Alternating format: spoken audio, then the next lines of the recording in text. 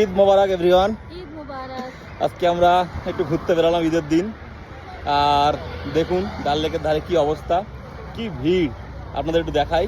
আমি আর ঈশানী বেরিয়েছি বিকালবেলা,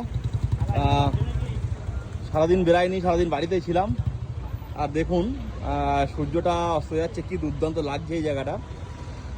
আর কি পরিমাণে শিকারা চলছে দেখুন। তবে ট্যুরিস্ট কম, সব কিন্তু লোকাল। প্রচুর ভিড় দেখুন ডাল লেকের ধারে কত ভিড়। আর আমরাও বেরিয়ে পড়েছি আজকে একটু ঘুরতে। পুরো ডাল লেকটা এক চক্কর মারবো, একটা রাউন্ড মারবো, তারপরে আমরা একটু ঘুরে টুরে সন্ধ্যার পরে বাড়ি ঢুকবো। আমাদের লাদাখ বেড়াতে হবে, কালকে আমাদের লাদাখ বেড়ানোর প্ল্যান আছে। সব কিছু গোছগাছ কমপ্লিট, শুধুমাত্র আজকের দিনটার জন্য ওয়েট করছিলাম যে ঈদটা হয়ে গেলে আমরা লাদাখে বেরাবো। তো বাকি এই হচ্ছে আজকের ডাল লেক। ভাবলাম যে একবার ভিডিও করে আপনাদের দেখাই। দেখুন কত ভিড়। সব থেকে সুন্দর লাগছে এই জায়গাটা, এই যে সূর্যটা অস্ত যাবে আর এই জায়গাটা দুর্দান্ত লাগছে।